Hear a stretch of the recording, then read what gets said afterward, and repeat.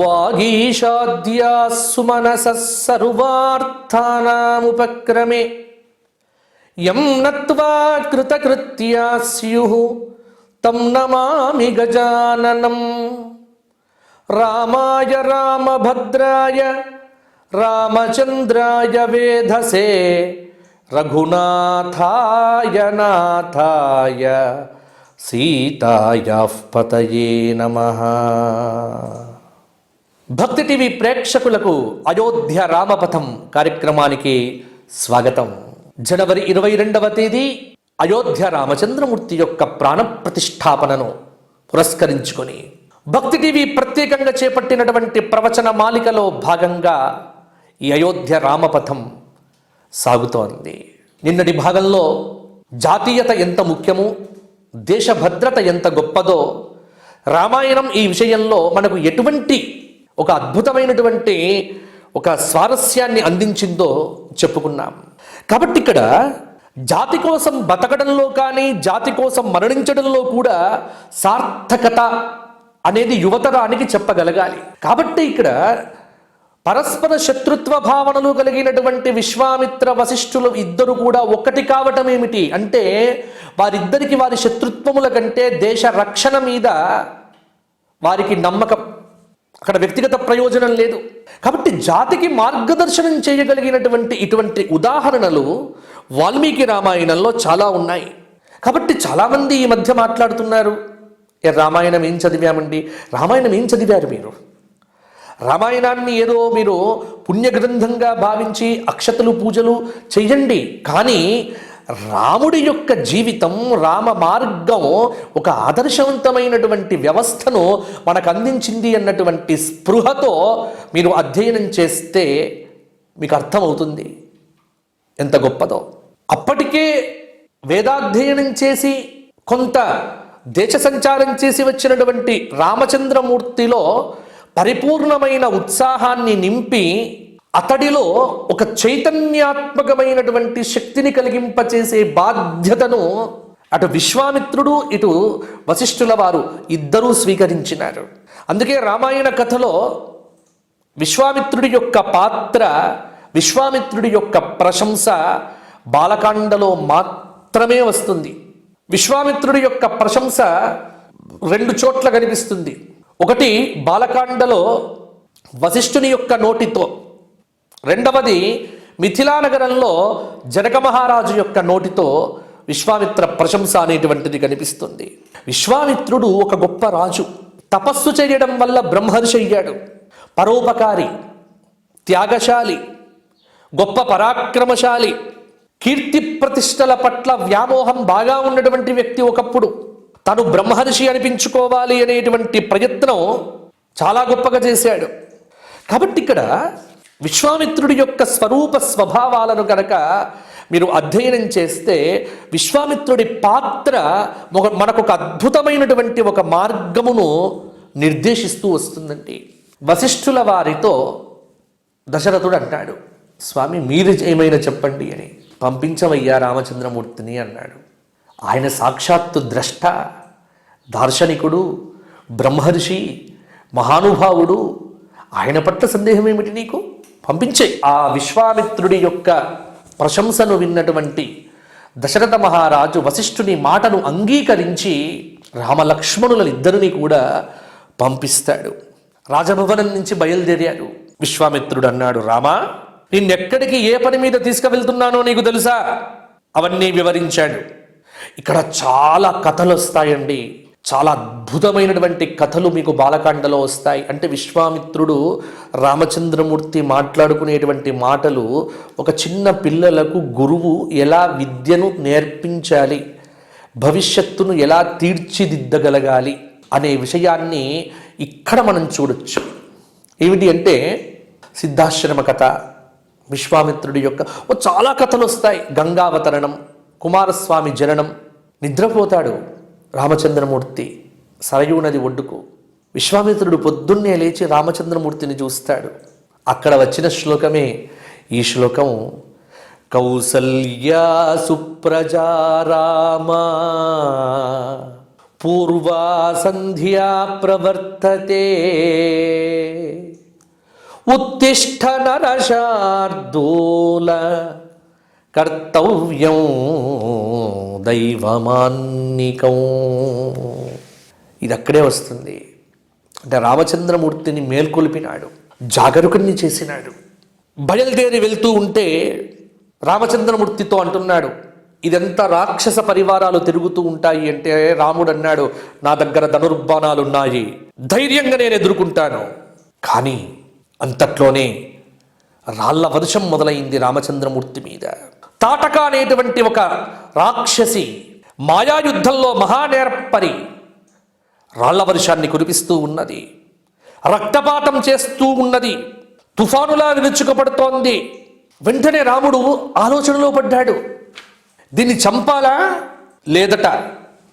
విశ్వామిత్రుడు వెంటనే, రామా ఆలోచించకు నీవు, చాతుర్వర్ణ్యహితార్థాయ కర్తవ్యం రాజసూనున నృశంస్యం వా ఆనృశంస్యం వా ప్రజారక్షణ కారణాత్ పాతకం వా సదోషం వా కర్తవ్యం రాజసూనునా రాజ్యభార నియుక్తానాం ఏష ధర్మః సనాతనః అధర్మ్యాం జహికాకుత్స ధర్మోక్యస్యాం న విద్యతే. ఓ ఇదండి అవసరమైనప్పుడు బోధించాల్సినటువంటి మాట. అహింస పరమో ధర్మః, మీరు అహింసగా ఉండండి. ఈ మాటలు పనికిరావు. మహాభారతంలోదే ఈ శ్లోకం. ఈ మధ్య చాలామంది ఒక కొటేషన్ మాత్రమే పెడతారు, అహింస పరమో ధర్మ, ఇంతవరకు మాత్రమే. కానీ దాని తర్వాత వాక్యం కూడా ఉంది మహాభారతంలో, ధర్మహింస తథైవచ. ధర్మానికి ఇబ్బంది పడుతున్నప్పుడు, ధర్మానికి ఇబ్బంది కలుగుతున్నప్పుడు హింస కూడా సరి అయినటువంటిదే. అంతేకాని అన్ని వేళలా అహింస అనేటువంటి మాటను చెప్పకండి. చెప్పింది ఒకటే మాట, అహింస గొప్పదే, కానీ ధర్మహింస కూడా గొప్పదే. నా ధర్మానికి, నా సంప్రదాయానికి విఘాతం ఏర్పడుతున్నప్పుడు అర్జునుడిలాగా గాంధీవం ఎక్కుపెట్టవలసిందే. అదే విషయం రామాయణంలో చెప్తున్నాడు, చాతుర్వర్ణ్య హితార్థాయ కర్తవ్యం రాజసూనున నృశంస్యం వా ఆనృశంస్యం వా ప్రజారక్షణ కారణాత్. రాజపుత్రుడు క్రూరమైన పని కానీ, సౌమ్యమైన పని కానీ, పాపమైనది కానీ, దోషమైనదైనప్పటికీ కూడా ప్రజారక్షణ కోసం చెయ్యాలి.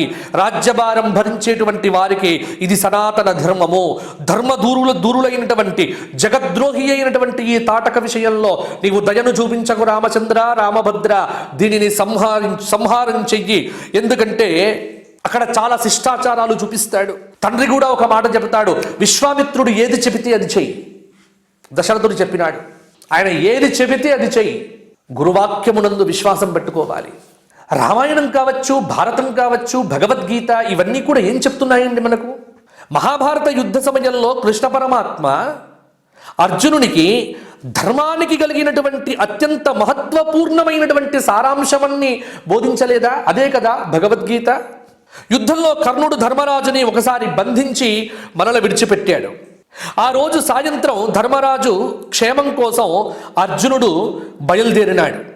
ఇక్కడ బయలుదేరినప్పుడు తనను అవమానించినటువంటి కర్ణుడిని తగిన విధంగా శిక్షించిన తరువాతనే అర్జునుడు తనను చూడవచ్చాడని యుధిష్ఠిరుడు భావించాడు.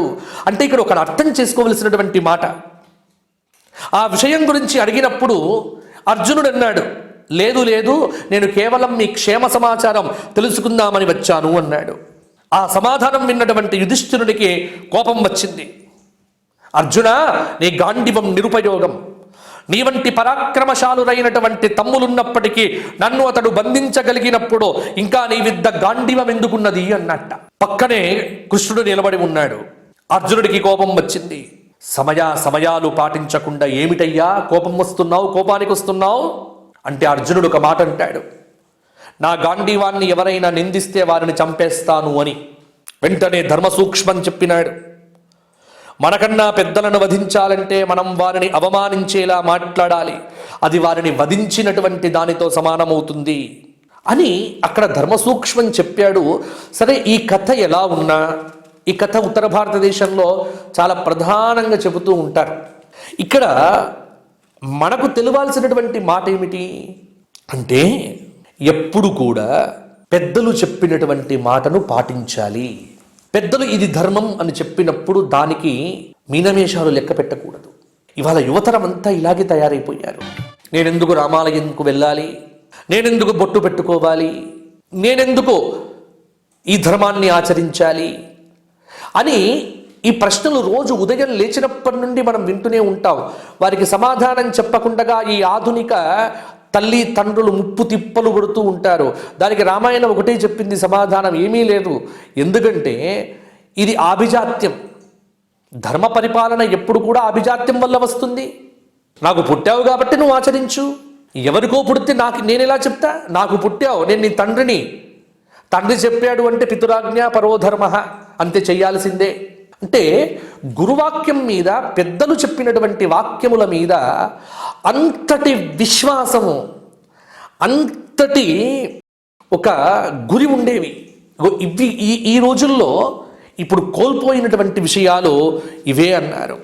అందుకే ఇక్కడ రాజధర్మాన్ని పాటించాలి, రాజు ఇబ్బంది ఎదురైనప్పుడు ఎలా ప్రవర్తించాలో ఇక్కడ చాలా చక్కటి వివరణ చేసినాడు. కాబట్టి ధర్మం ఎప్పుడు ఏ పని చెయ్యాలో ఏ పని చెయ్యకూడదో నిర్దేశిస్తుంది. మన ధర్మం ఒక పని చేయకూడదు అన్నప్పుడు ఆ పనిని ఎటువంటి పరిస్థితులలో చేయవచ్చో కూడా విశేష ధర్మం చెబుతుంది. సాధారణ ధర్మం ఒకటి, విశేష ధర్మం ఒకటి. ఈ రెండింటికి మధ్యలో ఇంకొకటి ఉంది, ఆపద్ధర్మం. విశేష ధర్మం, సాధారణ ధర్మం, ఆపద్ధర్మం. ఇక్కడ స్త్రీని వధించరాదు అనేటువంటిది సాధారణమైన ధర్మం. ఎందుకంటే స్త్రీకి నా బ్రాహ్మణో, స్త్రీ కానీ బ్రాహ్మణుడికి కానీ వధ లేదు. అంటే ఇక్కడ మృత్యుదండన లేదు. ఎందుకు? స్త్రీ మాతృస్వరూపిణి, అంటే మానవ జాతి రక్షణ కోసం స్త్రీగా అవతరించింది కాబట్టి ఆమెను వధించరాదు అని శాస్త్రము చెప్పింది.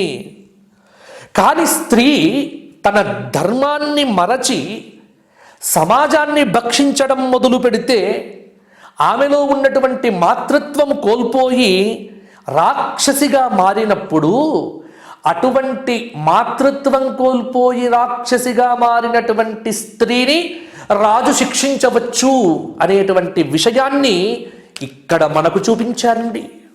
కాబట్టి ఇక్కడ తాటక సమాజాన్ని నాశనం చేయటానికి తయారైనటువంటి రాక్షసి. ఎందుకు సంశయం? వెంటనే వధించు అనగానే రాముడు నారి సారించి బాణం ఎక్కుపెట్టి తాటకను వధించాడు. గంగానది తీరంలో ఏకాగ్ర చిత్తంతో తన వద్ద ఉన్నటువంటి అత్యంత పవిత్రములైనటువంటి అస్త్ర శస్త్ర బల అతిబల అనేటువంటి ఉపాసనాపూర్వకమైనటువంటి మంత్రశాస్త్ర నిగూఢ రహస్యములతో కూడినటువంటి అతి రహస్యములైనటువంటి మంత్రశాస్త్ర విద్యలన్నీ కూడా విశ్వామిత్ర మహర్షి రామచంద్రమూర్తికి ఉపదేశం చేసినాడు. తాను పొందినటువంటి గాయత్రి మంత్ర అనుష్ఠాన శక్తిని రాముడికి ధారపోశాడు. లక్ష్మణుడికి ఆ విద్యలన్నీ అవగతమయ్యాయి. తపస్సు చేసేటువంటి మహానుభావులు చేసే పని ఇదండి.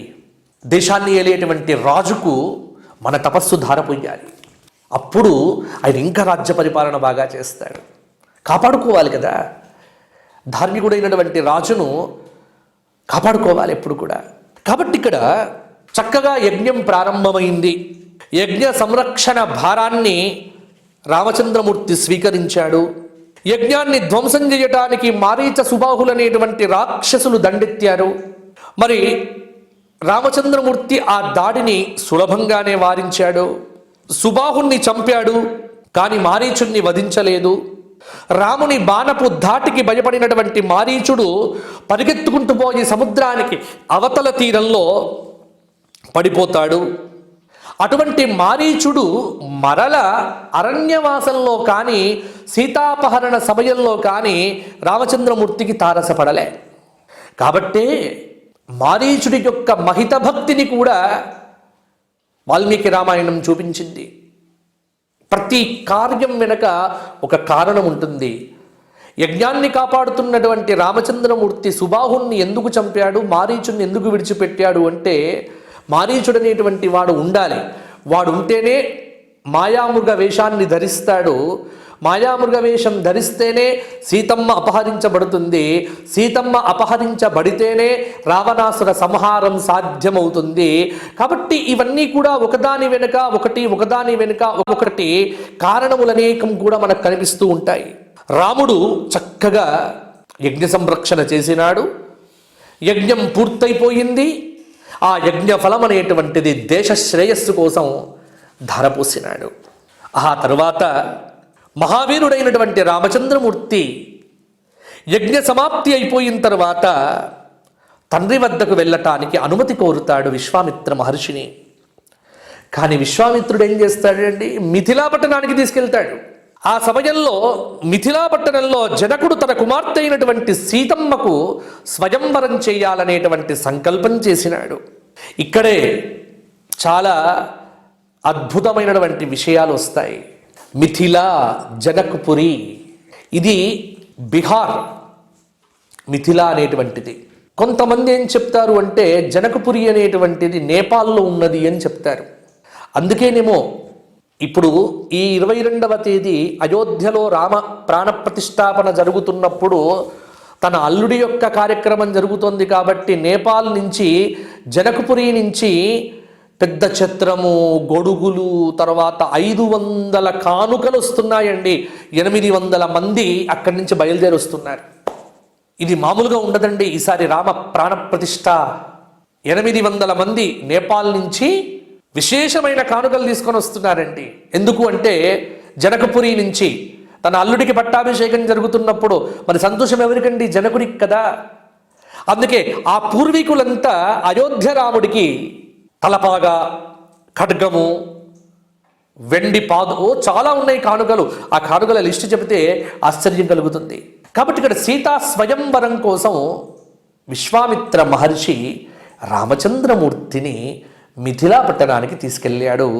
ఆ తర్వాత కథ ఏమిటో మనం రేపటి భాగంలో తెలుసుకుందాం. అయోధ్య రామపథంలో. జై